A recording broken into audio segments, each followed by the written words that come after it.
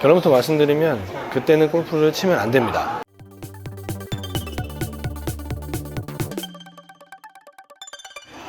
안녕하십니까, 양재호입니다.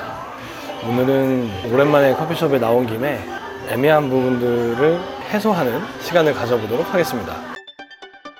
이게 1인격 한참 하다 보면은 스스로도 판단이 안 서는 경우가 있어요.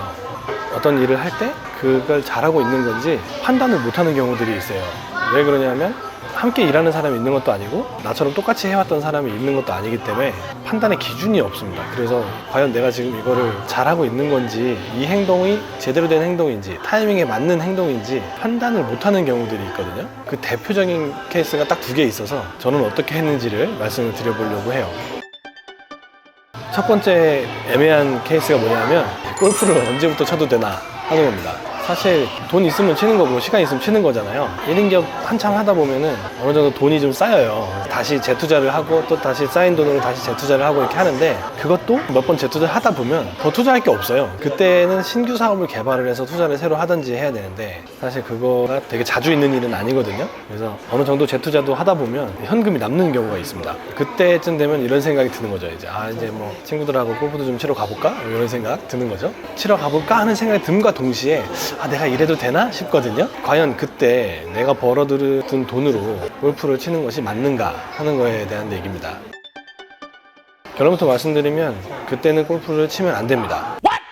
왜 그러냐면 사업에서 나온 사업 수익으로 골프를 치면 안 돼요. 제가 지난번 영상에서도 말씀드렸던 노동소득 있고 사업소득 있고 투자소득 있다 그랬잖아요. 이 3가지 소득 중에 사업소득을 가지고 골프를 치면 안 돼요. 노동소득은 당연히 더 안 되죠. 2가지는 안 되는 거고, 이 3번째 소득인 투자소득이 발생될 때 그 투자소득의 잉여분을 가지고 골프를 치셔야 된다 하는 겁니다.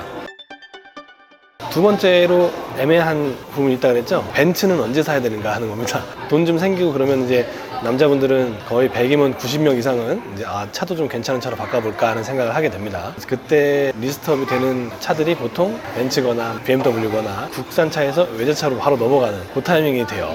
그때는 이제 독일 차들은 이제 선호하게 되는데, 그 벤츠를 사는 것도 같은 맥락이 있습니다. 벤츠를 사는 것도 노동소득이나 사업소득에서 발생되는 수익을 갖고 할부를 끊어가지고 사면 안 되고, 투자소득을 가지고 최소한 차값의 50% 이상은 투자소득의 잉여금으로 차값을 감당할 수 있을 때, 그때 이제 벤츠를 구입을 하시고요. 나머지 50%는 어떻게 하냐, 할부를 끊더라도 그 할부를 달에 나오는 투자소득으로 감당할 수 있다면 사는 겁니다. 모아놓은 투자소득이 차값의 50% 이상 되고 달달이 나오는 투자소득이 차값의 할부금을 감당할 수 있다면 벤츠를 사도 된다 하는 겁니다. 생각보다 그 투자금을 가지고 외제차를 사는 게 쉽지가 않아요. 자본금도 어느 정도 꽤 커야 되고, 해보니까 한 1억 정도 이상의 자본금을 가지고 투자를 돌려야 달달이 나오는 자동차에 보통 한 150에서 200만 원 사이 될 거예요.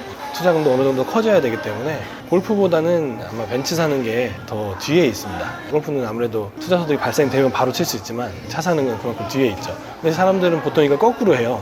차를 먼저 사고 그 다음에 골프를 치러 가거든요. 사실 그건 맞지가 않죠. 우리가 생각하는 기본적인 상식하고는 좀 차이가 있습니다. 제가 말씀드리는 돈의 흐름하고 우리의 상식하고 차이가 있으니까 참고를 하셔가지고 골프를 언제 쳐야 될지, 또 차를 언제 사야 될지 이런 것들 고민되신다면 오늘 제가 드린 말씀을 참고하셔가지고 판단해 보시면 좋을 것 같아요.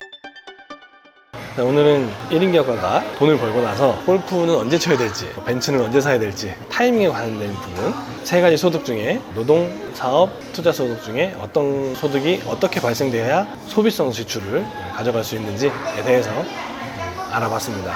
도움되는 시간이 되셨길 바라고요. 저는 다음 시간에 더 즐겁고 유익한 내용 가지고 찾아뵙도록 하겠습니다. 끝까지 시청해 주셔서 감사합니다.